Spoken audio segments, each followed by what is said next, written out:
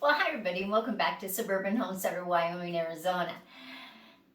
And today we're talking about squashes. Let's go see some of them. And we picked pumpkins and squash today. Not just a little bit of them, but a lot. I got them behind me, I got them next to me, I got them over here. And we actually had 220 pounds of just the pumpkins. 59.68 pounds of squash and 6 pounds of zucchini. It was a good harvest day. So let's talk about pumpkins, storing them, keeping them, using them. What do you do with pumpkins and squash? How long do they store for you?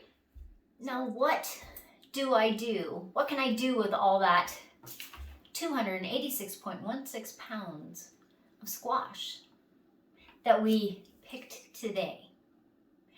Now I can cook them, bake them, scoop out the squash inside. Now one of the things that people don't realize is that if you have a pumpkin, some of them are really hard to cut. But if you're going to bake them so you can scoop out the flesh inside, you can bake that whole. It doesn't have to be cut in half. It will simply cook, especially if you're not going to save the seeds.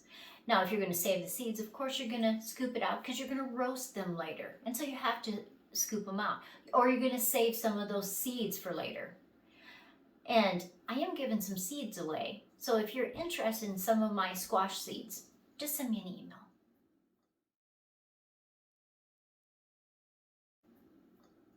Now let's talk about storing pumpkins and squashes. Say you have a pantry, a cool place, a garage, a basement, a root cellar, someplace where you can store them. How long do they store and how do you do it? Winter squash, Hubbards, Boston Marrows, they store the longest. They're a true winter squash and they can store up to 6 months. But all squashes, if it's Hubbards or a winter squash or acorns or butternut, pumpkins, they all have basically some needs. You need to have 70 to 75% humidity. If it's higher than that, the problem is that they want to rot faster. If it's lower than the 70%, it's basically drying it out. It's dehydrating it. It's losing moisture. So if you can keep that at that range of 70-75%, your squashes and pumpkins will last a lot longer. All of them basically want 50 to 55 degrees Fahrenheit, and that will let them store longer. A Hubbard or a winter squash should stay for about 6 months for you, where an acorn squash, a month to 2 months. Butternuts, or the ones that look like turbans, they should last you about 2 to 3 months. Pumpkin, 2 to 3 months. So that kind of gives you an idea. And you just need to check them once a week. Now they like to be single layered. You can set them on a pallet, on a shelf, a table, on cardboard, on paper. Just something that it can sit on. Also, when you have it on cardboard or paper, if it starts to rot and you don't notice it, it has something absorbent, so it's not going to ruin your table. So that's just something to think about. And if you can store it upside down, it will last longer for you. So how do you do that without breaking the stem? So if you can turn it upside down, either use bricks or wood, and so it's sitting on the bricks or wood, and then the stem is down in between, so it's not getting broken off. Because if it breaks off, it will rot faster. And you grew them, so you want to store them so you can enjoy them all winter.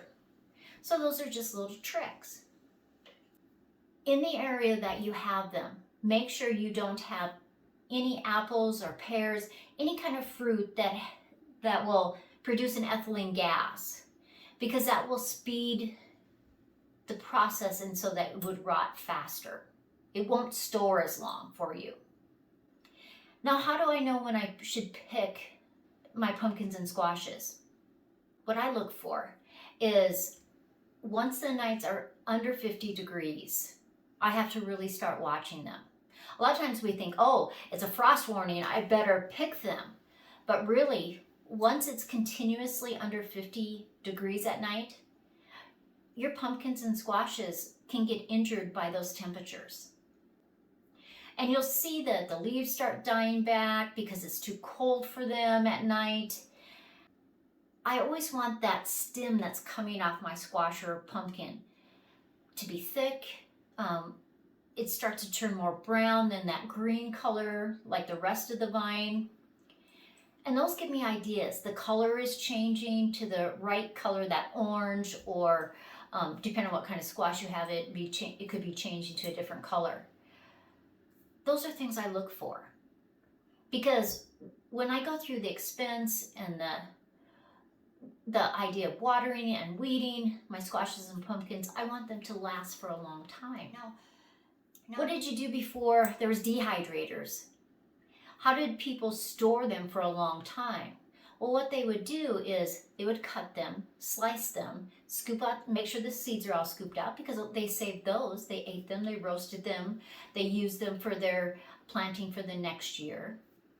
And they would just run strings through it, and they would just simply let them dry, air dry. And then when they needed to use them, they would cook them up, they would add water to them so that they would rehydrate them, and they would make soups and breads or pies, whatever they were doing. So those are just things to remember. Now, if you're going to use a squash and maybe you only need half of it for that meal, cover it with a plastic cling wrap. Or if you have any of those honeybee waxed cloths that you cover bowls with, you can use that. Take the seeds out, don't take them out. It doesn't affect it when it goes into the refrigerator. But if your pumpkin or squash has been in the refrigerator for a while and is getting that white mold on it, don't use it. Actually permeated into the flesh, and that won't be good for you.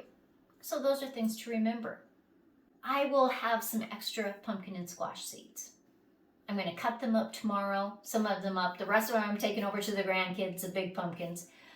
But some of them I want to make some pies, and I want to have some in the freezer. So if you would like some pumpkin seeds, squash seeds, just let me know. Send me an email. Here's my email. And just let me know. I have to tell you, we've cut a lot of zucchinis, a lot of squashes, and even some pumpkins. But to have 286 plus pounds in one day's harvest is pretty good. As always, like, subscribe, share with the world. I hope you have a great week, and I will see you next time.